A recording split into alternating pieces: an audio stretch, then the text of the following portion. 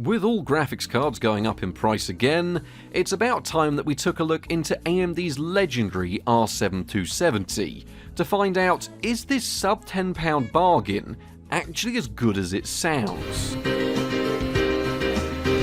Well, this is a bit of an interesting one, isn't it? Because I've never actually looked at this graphics card, but I was going through eBay, and after this week's earlier video on this mess up here, which was a 67 pence graphics card, I actually bought something that was a bit more sensible just as a backup idea, and honestly, if I don't make a video on it now, it's probably going to be sitting in the cupboard. But I bought an R9 270 for about £7, which isn't exactly a spectacular price. I've seen these go for cheap, but this was once a really revered graphics card, and from the look of the box, it does look like this was once a CEX purchase that someone's repackaged after opening. I mean, the tape is sort of peeling off. It's not exactly like this is all too exciting of a listing. It's not a scam or anything, it's just a picture of a rather dirty and dusty looking graphics card that someone stated they are upgrading from, so don't need.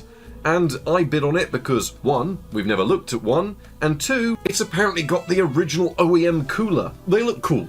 That's my reasoning today. They look cool, £8, good value.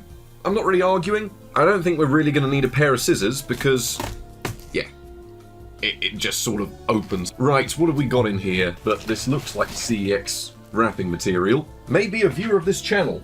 If you are, this is what I mean. Things are going well.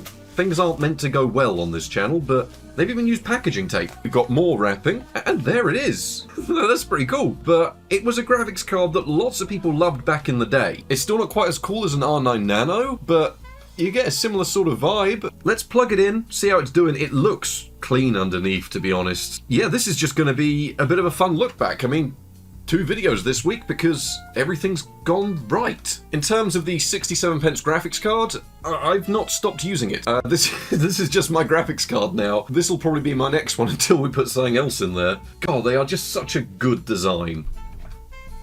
They're actually quite rare to come across in this form. Immediately fires up. Now, I've had a lot of people emailing me and trying to get in contact. What was the Nemez drivers has become the RDN ID drivers. So whenever I say Nemez drivers, that's just what they used to be. These are the latest drivers available for GCN cards, so anything GCN 1 based like this, all the way up to Polaris, Vega. They've all got modded drivers now. I usually cover them. When it comes to anything GCN 1 based, use these. There's no disadvantage to using these because the official drivers are so out of date. When it becomes Polaris and Vega, it's up to you to make your mind up. So, off the top of my head, I'm sure I will cover this later on in the video because the history of these is a little bit interesting. I believe they started life as the HD 7850. They were rebranded into a bit of a weird OEM flagship. I mean, it wasn't actually a flagship. But lots of people forget this became the HD 8870, and then it became the R7265, and then became the R7270. It's a bit of a weird one because it also technically became the R7370 after this, but that technically is a different model. It's not, it was all driver side because chances are these drivers will install it as that. I will cover this properly later on in the video. What you need to know is, this was such a strong seller for AMD that once again, they couldn't stop bloody using them. All they kept doing was rebranding this card. You can see it says R9 370X series, that's because the modded drivers go for the latest version of the release. This was, at one point, the closest you could get to pretty much every game running at high settings and just needing a 6-pin. It does seem like it's got 2 gigs of memory, which is nice to see. People have already noticed, because I was calling it at the end of last year, that graphics card prices are going to go up because all prices are going up, and it's just one of those things where if people can charge more for RAM, and people can then charge more for older processors that use older RAM, the older RAM goes up in price. By the time people are seeing they're selling those for more money, people are now going to try and get more money for graphics cards again. So, as some people have noticed, they are going up on both the new and the used market. Every time this happens, there's a lot of viewers of this channel that really love seeing GCN retested, so this isn't even a retest, this is the first time we've actually ever looked at one of these, because for a lot of people, this may be enough. Now, I'm not going to claim it's going to be the best purchase in the world, because at the end of the day, it was a mid-range graphics card from the GCN era that was then rebranded multiple times. You can find this in so many different forms, it's why they're so cheap, because they sold so many of them. And you just need one 6-pin, which you could get from a Molex adapter. And at the end of the day, the performance we're seeing now is good enough. We'll run through these tests, get a score, do some overclocking, make sure the card's all ready, and then we'll get straight into benchmarking and try and do a lot of benchmarks on this card, because that's going to be what the focus is. So we'll just reinstall the drivers real quick and try and do some overclocking, because we've got a baseline figure. It's doing all right, and that's about all there is to it. Can it just max out the slider? No, it can't just max out the slider, but we can get pretty close to it on the core clocks, which is nice. Can we do 1600 on memory? No, we cannot. It's running closer clocks to what an actual real model would really run, but at the end of the day, if you do get one of these OEM offerings in some form, because they are the cheapest ones there, maybe not these ones with the cool design, but the standard OEM boring looking cooler that you'd find like a Dell or something, you know what? This is kind of reminiscent of the performance you could probably expect to get out of that. We'll probably take the card apart and give it a little clean, just double check the thermal paste, but honestly, whoever sold this sold it in pretty good condition from the get-go, so I'm not too worried. Well, with all that done, we've now gone from an okay score that was below average to a score that's now rated excellent and above the average for a card that's better than this, so honestly, a lot of overclocking headroom. I think mostly for us it was just power limited. See what's going on underneath, shall we?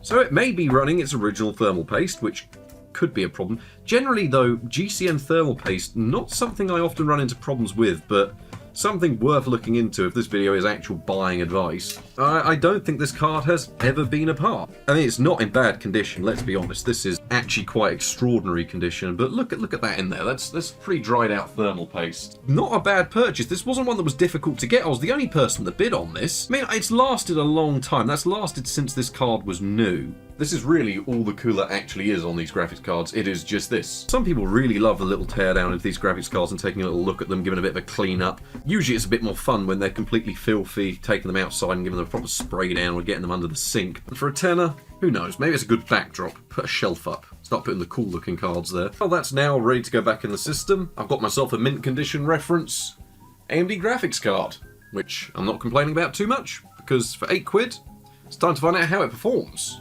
Now, you've probably already gathered by now, by everything I've said, that the actual condition of the card that we got sent is pretty decent. And price-wise, well, the R7 and all the other rebranded forms like HD 7850 and the R7 370 and even the R7 well, they don't really sell for big prices, and at the end of the day, they are mostly all the same graphics card. You can go through eBay, you can go through CEX, you can go through Facebook Marketplace, anywhere that you can think to find a graphics card. If you come across one of these, chances are they're going to be in the sub £10 region.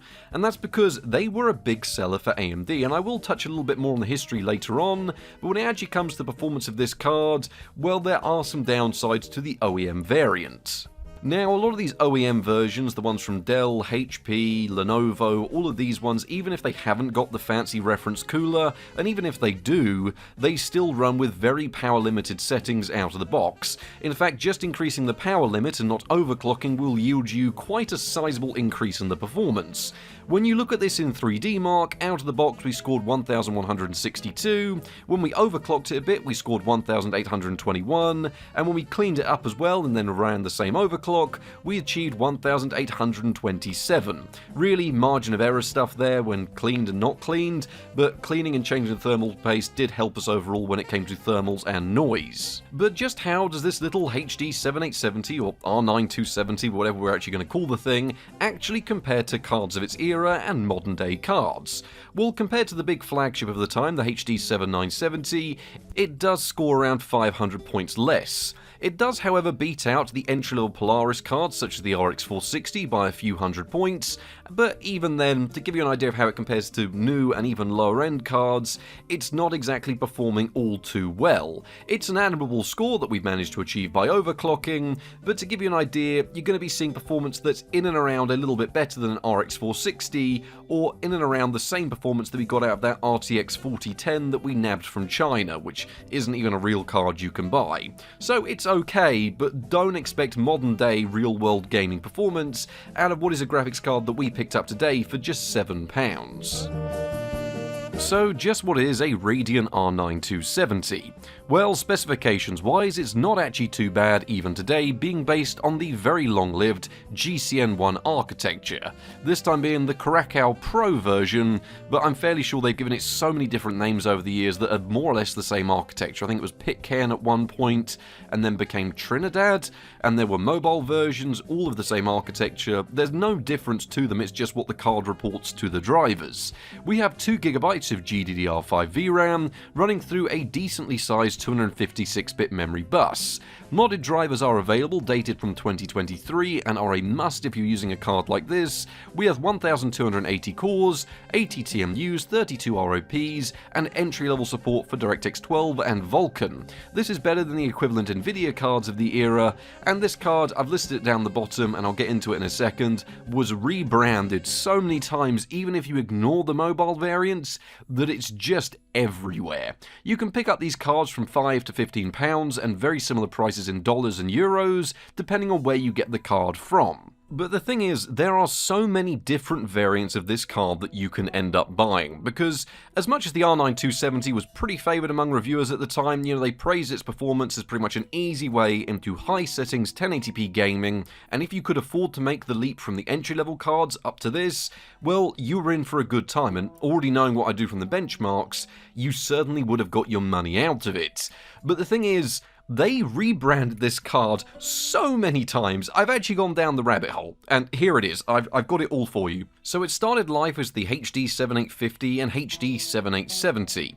The following year they rebranded these cards, and they became the R9 270 and the 270X. The thing is, in between this time, they also released the R7 265, the R7 260 and R7 260X. Some of which actually use the same processing core as this, making them a rebrand.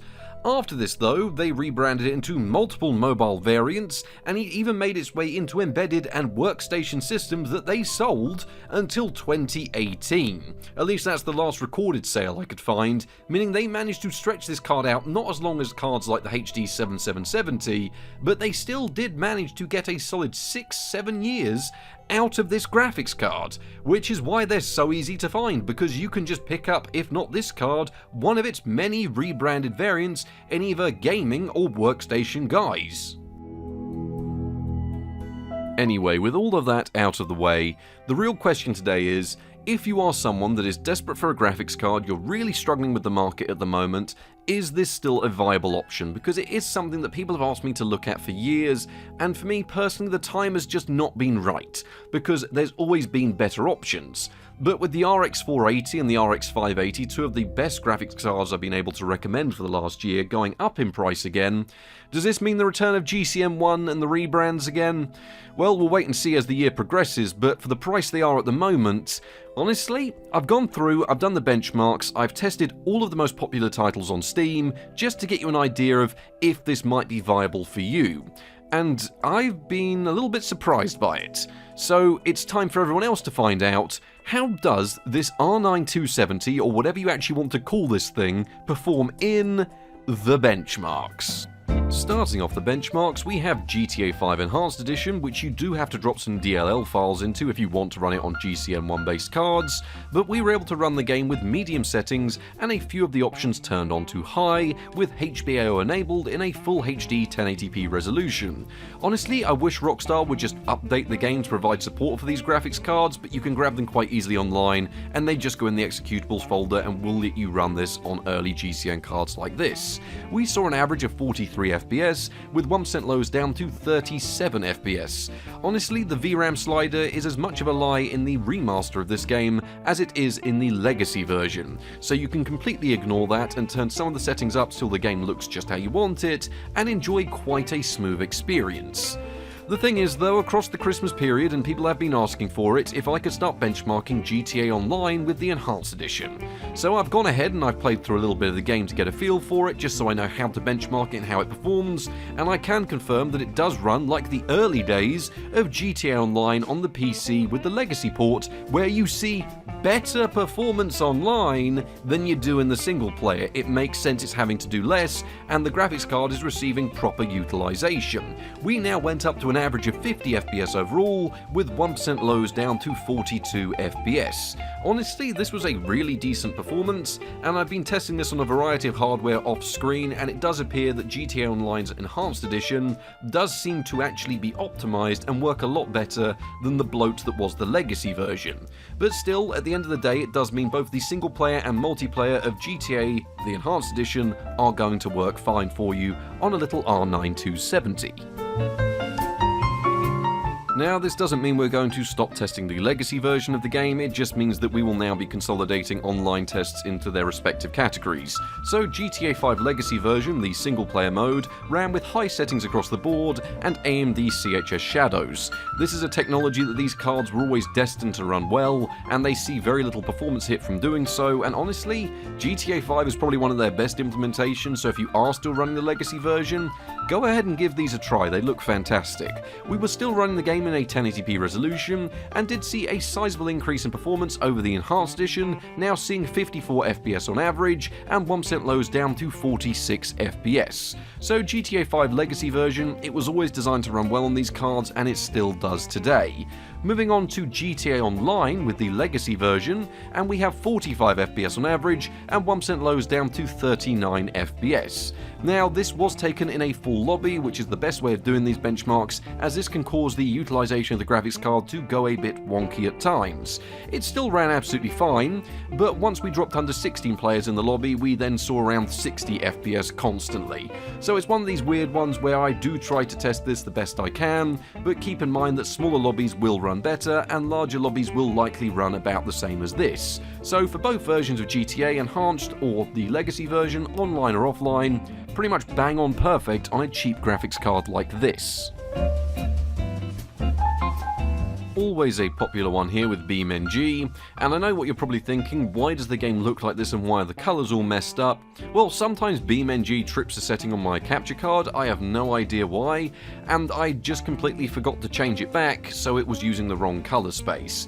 I will just probably throw up the footage of me recording the screen to give you an idea of how the game was running, but it ran pretty much absolutely fine, with predominantly medium settings and a few of the more intensive options turned down to low in a 1080p resolution. This was during one of the more intensive maps, so in some of the simpler maps you could turn up the settings even higher, or you could, if you really wanted, just enjoy a higher frame rate. So BeamNG pretty much absolutely fine on this graphics card. Turning up settings much higher than this though on more intensive maps does cap at the 2 gigs of VRAM and does become it's more detrimental to the frame times on GCN, so the frame times sort of go out the window, but these settings look good and it runs well. Next up though, we have Counter-Strike 2, which I launched with the competitive settings, which includes low everything and high shadows. Some people tell me these are the settings they use, some people tell me you don't need to worry about high shadows anymore and that they fixed that. At the end of the day, it does seem like the vast majority of people do like seeing this game tested with these settings because it's what they're used to running. Either way, we were able to run Counter-Strike 2 with these settings in 1080p and saw 105 FPS on average, with 1% lows down to 81 FPS. Now in standard GCN fashion, whether it's drivers or just the architecture itself, this game will hitch for the first 2 to 3 minutes of gameplay, which will quickly go away after you've ran the map a couple of times. After you've done this and you go back in game, seems to work absolutely fine, just something to keep in mind for the first time you put this in your system. It's also worth reiterating that I do benchmark these cards in servers and offline mode, as well as the benchmark map, to confirm these figures are right. I've had some people in the comments saying that this is a benchmark map result. No, this is the results of multiple matches online and offline to make sure that you do get playable performance. For example, testing this in the new version of Nuke, we saw exactly the same frame rate. So you've got nothing to worry about here, and you can achieve, if not the most competitive frame rate, a playable frame rate in Counter-Strike 2. Moving into the world of modern games though, I really didn't hold out much hope for Baldur's Gate 3, for a couple of reasons. One, when you do launch Vulkan on these cards, it runs really well for 30 seconds, and then crashes. It does this on all GCN cards I've tested, modded drivers, standard drivers, older versions, it just doesn't seem to work. So Baldur's Gate 3 we were able to run with a mixture of low and medium settings with DirectX 11, but we had to cap the game at 30 FPS externally, and utilise a 720p resolution resolution to actually maintain this frame rate. You can tell something's not quite right, which tends to happen with these cards when they're out of driver support and running a DirectX 11 title. You don't get full utilization of the graphics card. This is very much game dependent, but Baldur's Gate 3 is one of those games. So unfortunately, you can play the game, but you're going to be limited to a capped frame rate and a lower resolution. Still playable though, and still admirable and good enough for what is a cheap graphics card. Mount & Blade Bannerlord, even with its latest iteration and Viking Conquest installed, does run with high settings in 1080p. Now, these are not the settings I chose to run the game at, these are the settings the game chose when it was auto-detecting for the graphics card in the system.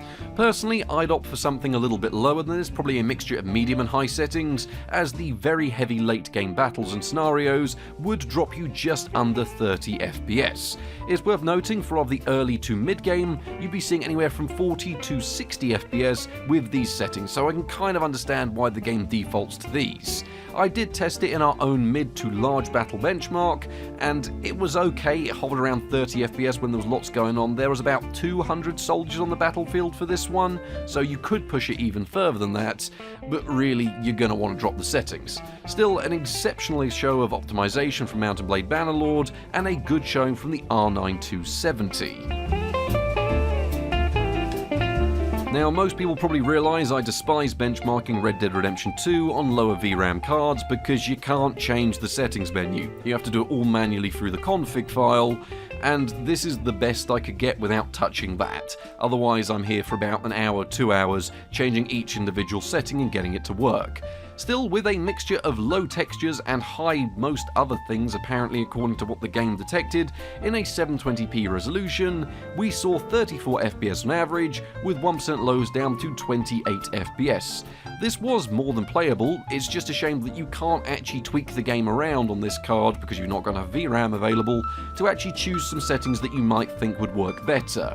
It's worth keeping in mind because this is not only a limitation of the game, it is a limitation of the card on titles where hard VRAM limits are in place. It's a bit ridiculous really, because the game wasn't actually using as much VRAM as the slider would indicate, and if you leave the game running too long, you can't even change the resolution around because it says you're using too much. So Red Dead 2, playable, but you're going to have to deal with the settings it decides for you.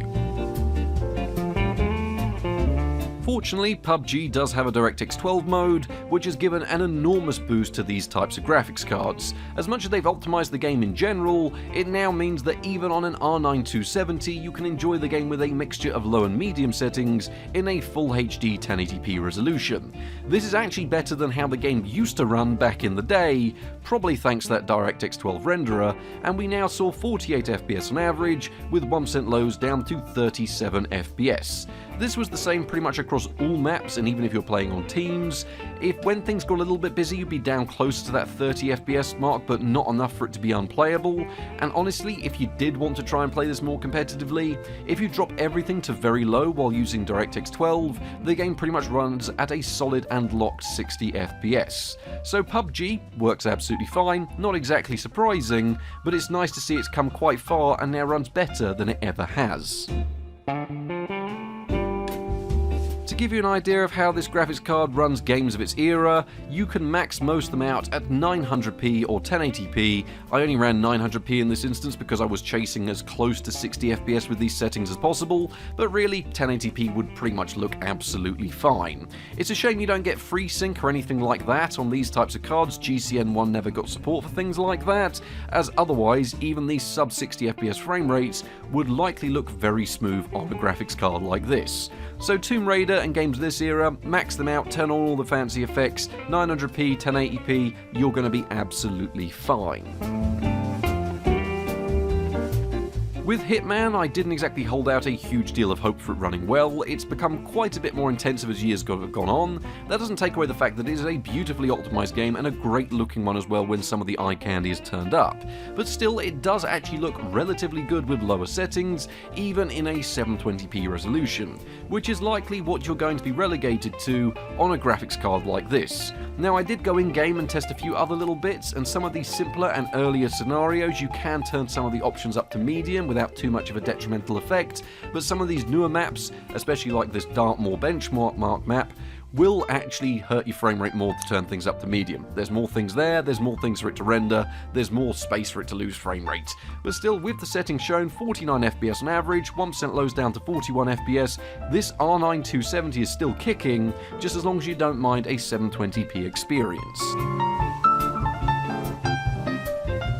People always request to see Rust benchmarked, and I understand why. You go and check the Steam Top 100 games and it's always in the top 10. It is a very popular title, and there's lots of people that want to get into it on systems that maybe just need a graphics card upgrade that'll let them play the game even with just low settings in 1080p.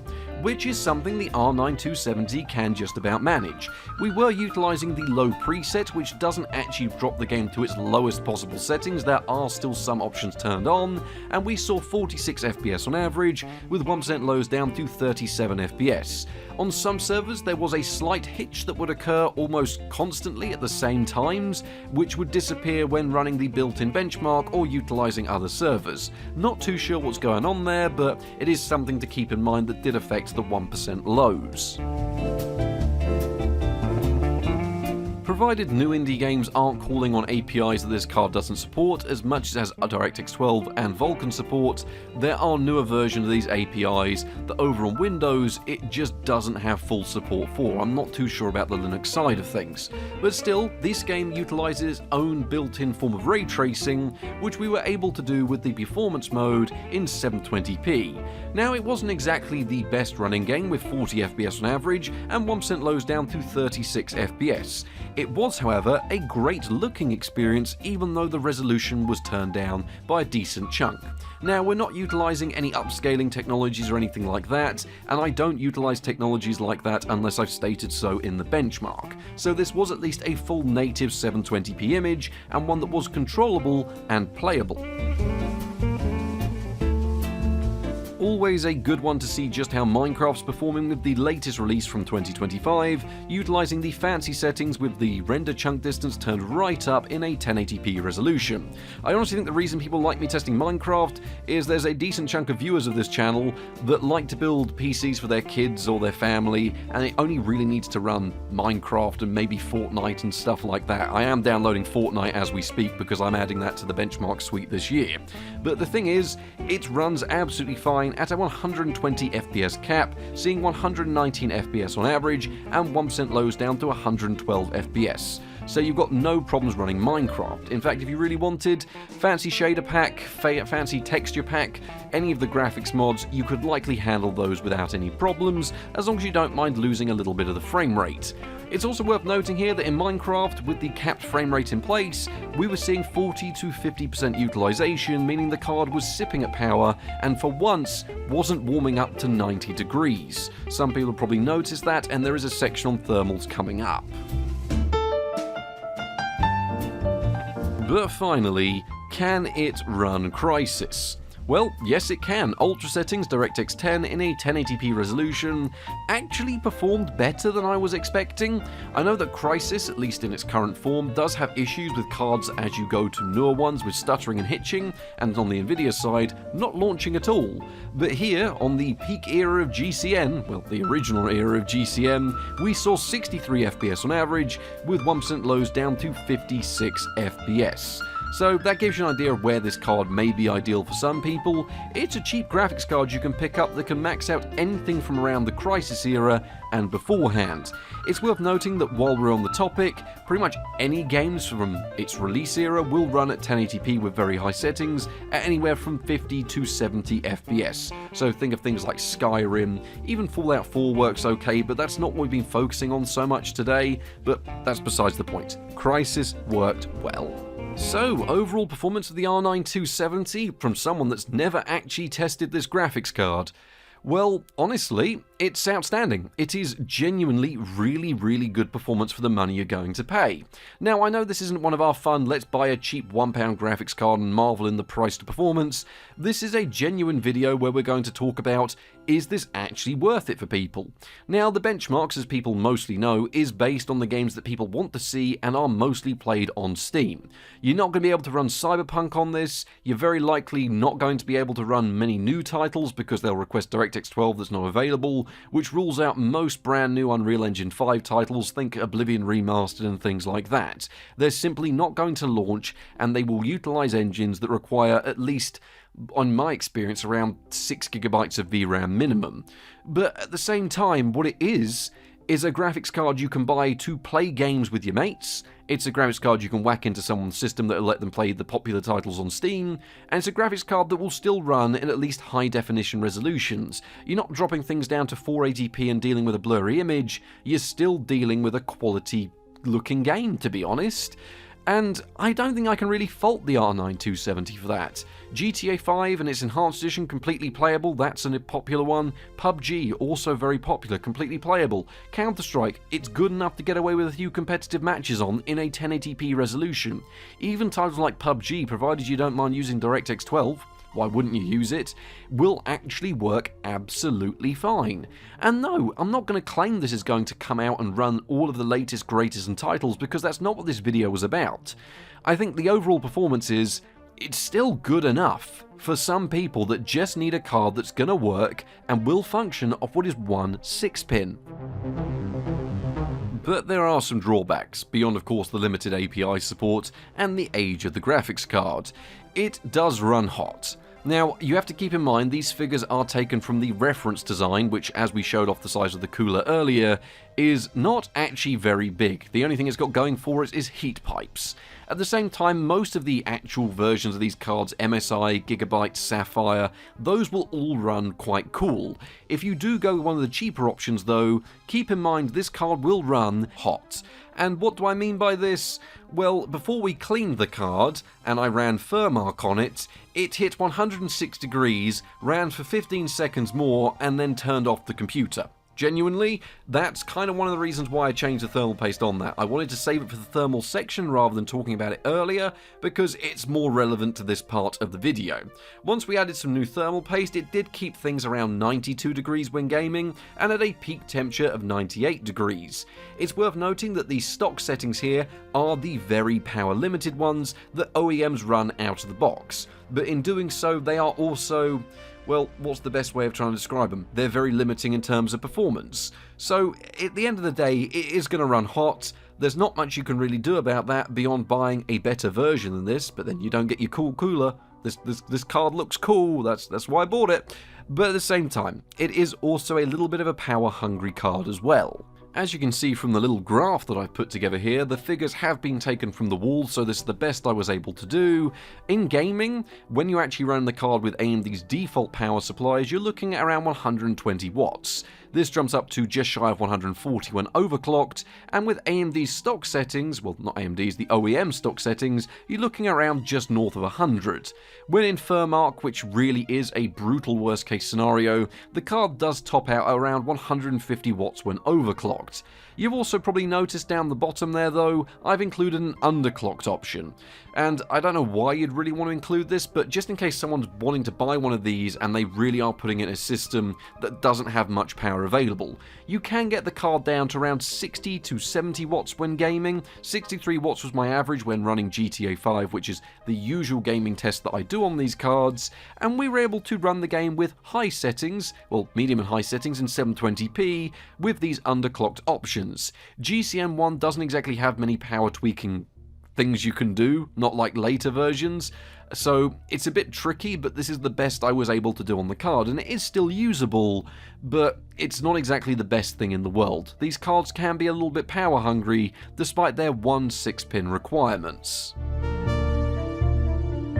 There's very few other things left to say about this card. I mean, it doesn't have many features. You're not going to get FreeSync support or anything like that out of GCN 1, unfortunately, and it is one of the big negatives because a FreeSync monitor really does improve the perceived smoothness of what you're seeing on screen.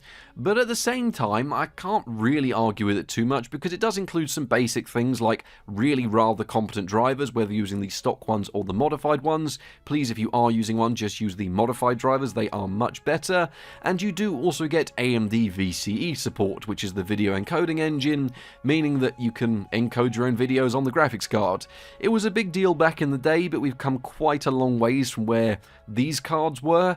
It's just about okay if you're streaming at somewhat normal bit rates, but does struggle with lower down bit rates. It used to be the standard back in the day. This thing used to be really decent at low bit rates compared to the competition, but we've progressed quite far in the over 10 years it's been. At the end of the day, the graphics card works fine. It's not exactly full of features, but it's got enough to get you by. That's about all I can really say. So there we have it, the R9 270. And honestly, I feel like this video applies to anyone looking at the 7870, the 270, and the 370 graphics cards, because they're the same thing. I'm not going to get into that again. But at the same time, if you know someone that needs a graphics card, or you yourself need a graphics card, these are now available at their rock bottom prices. And it's come at sort of a convenient time that I've grabbed one of these because, as I said, my usual recommendation would be don't bother with one of these, save up, get a Polaris graphics card, it'll be worth it. But those are moving from the £20 to £40 region up to the £40 to £60 region for some reason. Makes little to no sense why, but as I've said, once one set of PC parts prices go up, all of them go up together, including graphics cards, so it's purely just fear-mongering and people stockpiling and trying to get a bit of extra money for what is ultimately e-waste, but this is rather pleasant e-waste that looks quite cool. So I hope you all enjoyed this video. I hope you found this quite balanced and fair. I've tried to be optimistic, but also as critical as I can be. At the end of the day, it's a good graphics card, it's cheap, it'll work, and provided you've got a 6-pin and at least a 350 watt power supply, you're going to be able to play most of the popular titles on Steam in 720p or 1080p. So thank you all very much for watching, I hope you've enjoyed the video, and good night.